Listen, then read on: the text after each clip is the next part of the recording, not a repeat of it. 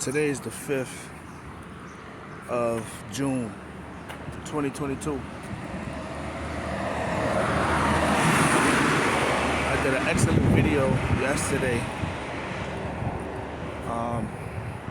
and before I post it, I just figured I'd do a video right now. I don't know who people are and what they think about life, but I want people to understand that when you go through digital terrorism, you get people breaking in your home, stealing your ties and stealing your investment banking notes. You got people using the credit system to look through your bank statements so they can sabotage your businesses, to force you to work for them, or to lose everything because you buying land or they don't like you for whatever reason. Their only goal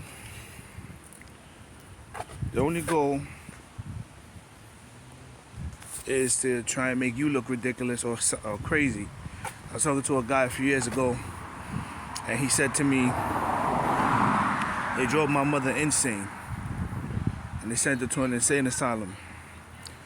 Now, when one of my ex-wives beat me up, and I pushed her off of me, and the police came and they arrested me for domestic violence.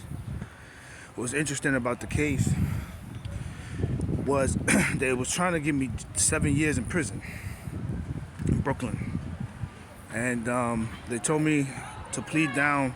They gave me 7 charges for domestic violence, which was unfounded, not investigated. No one asked me any questions, said it was gunning for me. And then when when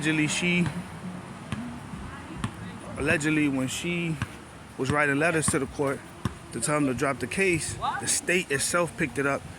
And then, as I mentioned in the other video, a judge that actually sentenced my cousin a few years, it's like 10, 15 years prior, showed up. And then because I pled guilty, and I thought they was going to drop it from 7 charges to 4, which I don't know why they gave 7 charges on one case anyway. It makes you sound like you were a recidivist offender. The guy automatically just hit me with all 7 on purpose to make me look like a criminal, so I can look like shit, and then they can do all the stuff they've been doing. So anyway, I'm in Georgia. I'm doing Lyft. Last year, 2021, everything's going kind of well. I'm frustrated. They got me fired on purpose from Uber. So I ain't making the same $1,600 a week. Then the pay started going down to about $7 to $7.50. The rides would be unlimited, and then everyone started going through it after I bought the land. And I would pull up to the airport and talk to everybody there, and I say, hey fellas, what's going on? Did you notice that they're not booking us no more with this Lyft shit? And they be like, yeah. And you just be seeing a whole bunch of black people sitting at the airport. As I mentioned before, these people studied me, saw I bought the land in Jasper, had me ride up to Canton, Georgia, had some people ask me how much I was making, and when they saw that it was so much money, $1,200 to $1,600 a week driving around, that's how I got the land. That's when they contacted Lyft, got Lyft to only make white drivers be hired by Uber, black drivers hired by Lyft, and then they started to cut the pay and cut the drivers and only limit their routing so that they can make an income of no more than $800 a week, which is the same pay you'd make working 40 hours at Home Depot or Lowe's. So they intentionally did that to sabotage Lyft drivers so that they can turn around and get them to go back to working for them instead of being freelance, 1099, doing business, driving around. And that's how much pull the Klan and the white folks have in Georgia politically and amongst the CEOs of all these companies in this country. So why am I bringing it up now? So yesterday, I was doing a video, and last night I said to myself, damn, I should probably tell somebody this. So last year, what they would do was they would try to demonize me to the police departments. So from about November, after I got fired from the Uber, after I paid off the car, from November of 2020, they started to tell all the police departments in Georgia to look out for me like I'm a criminal. So every time I go to Fulton County, the cops will pull out and show up. Every time I went to Decatur, all the Decatur cops will come out. Every time I went down to Clayton, all the sheriffs will pull out on 85. Every single time, like they follow me on the satellite. So sometime around I think June of last year, a police officer from Atlanta Police Department books my car in College Park, East Point cusp. It's more like East Point. And I could tell she was an officer. And she gets in the car and we start talking. And she sat down and she told me her story. She said, I'm from Miami. And when I first moved to Georgia, there was an air, something about it. I couldn't put my finger on it. I don't know what it is, but it was just a negative feeling. It's a heavy weight. And she said she started to get discouraged. She would go out. She didn't feel fulfilled. And then she started drinking and became an alcoholic.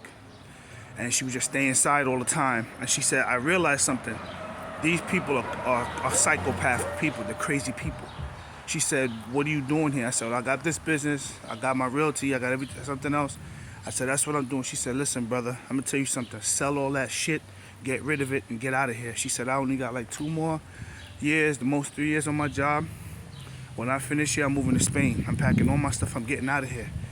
I said, miss, I understand what you're saying, but, you know, I own the property on paper, and I'm in a situation where I have all these other businesses going, so I got to do this for my family. She said to me, if you don't work for them, they're going to kill you.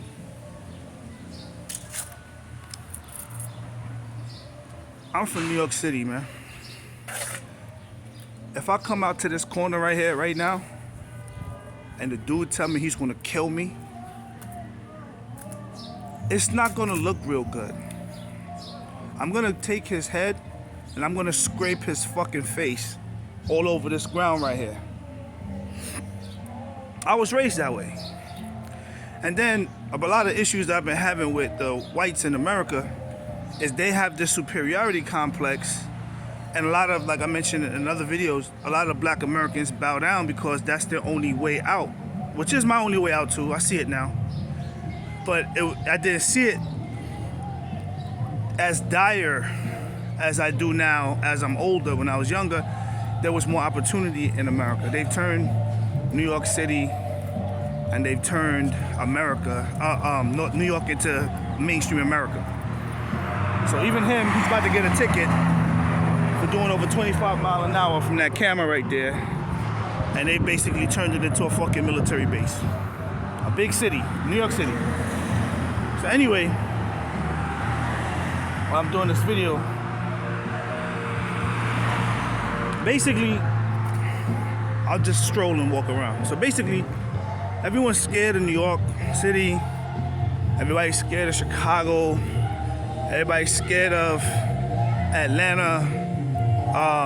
Everyone's scared of Los Angeles, San Francisco, Oakland, Miami. Anytime you say you're a minority from these particular places, you get a stigma that walks with you when you get into mainstream America in the suburbs, and they assume you're the worst and you're a bad person and you're full of crime or something like that. So long story, I mention it because if that's your perspective, why would you even want to think about threatening to murder somebody from one of those places? And I don't care if you're a white dude from anywhere in this world. I leave from here and some white man is going to tell me he's going to kill me if I don't work for him. I think that he's out of order. And the only reason he could even speak to me like that, or his group, or his people, or his crew, or whoever they are, that feel that they have the right to make that type of ultimatum to somebody, is someone who would never do something like that if they lived here where I'm from. Because they would have some respect for growing up in such a harsh place like this. They would have some respect just because they would know that it can get serious. But what these people, like I mentioned in other videos, have is the ability to kill minorities and get away with it. And that's why all over the world, nothing is changing. Because even a lot of the leaders of these countries, black countries, they've been given money. And if they were to take the money and stand up for themselves, they're under the threat of murder. And when I was in City College, I had a Jewish international politics professor, and she was talking to us about all of this stuff. So I learned this very early. But to see that it pans out, not only in politics, but then it's panning out in the lives of artists. It's panning out in the lives of people who are trying to aspire to do business.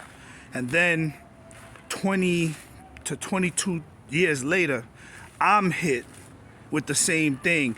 They're gonna destroy you, or if you don't succumb to them, they're gonna murder you. It's just interesting that these people have that power to threaten death on other people for starting corporations, for being intelligent and wanting to build their own empire. And I thought that this country was about free enterprise. But I'm getting the memo that it's not. So just wanted to make a quick video. So the police officer tells me that. She tells me, if you don't work for them, they're gonna murder you. And within about a year, you take six, within a year they did it. Sabotaged my Lyft business, so it cost me my land and my income to cover everything. Then they were regulating it. Then all the Air Force people would travel from Birmingham. Air Force officers from Birmingham and Montgomery kept running up to the set on the game, at the game, the show I was on in November and October, just look at me and stare at me. And then I was working Goodwill before that. And then after that, I just shut myself in. Like, if they're gonna sabotage me and then keep trying to get me to do these shows where they're gonna try and make me be a criminal on TV. Oh, we got a real role for you to be an outcast. I mean, an outlaw. So see how they typecast. So to me, I started saying, okay, that's the same thing they did to Tupac. Once you're trying to get yourself going on your own, what they'll do is they start giving you these roles. And then when you gravitate to the role, if it's a criminal-based role, now when you go back amongst their own people, when you're not on TV, they don't separate the character from the person. And then now I'm demonized as an outlaw driving my car around. And that's why I had mentioned it in the previous video. So once I started seeing that it looked like they were trying to use roles that they were giving me while I was on one show to go to another show, but all the roles were criminal-based, straight criminal-based, I said, okay, this is an issue. So I stopped acting. And then I went in the house and shut my door and contemplated my next move. I went back to People Ready, started working at Goodwill again for a few times. They sent me to a different location other than the crystal meth smoking dude in Woodstock at the park. And then I decided, hey, I might as well throw in the towel. I liquidated my corporate accounts and then came back home. So, you know, these people are, when a police officer from Fulton County comes to you and tells you that if you don't work for them, they're gonna kill you, then they're probably telling that same shit to a whole bunch of people. So that's the title of this video. If you don't work for them, they're gonna kill you. Peace. Give me. I will fuck you up. Give me. How y'all doing? What's up, y'all?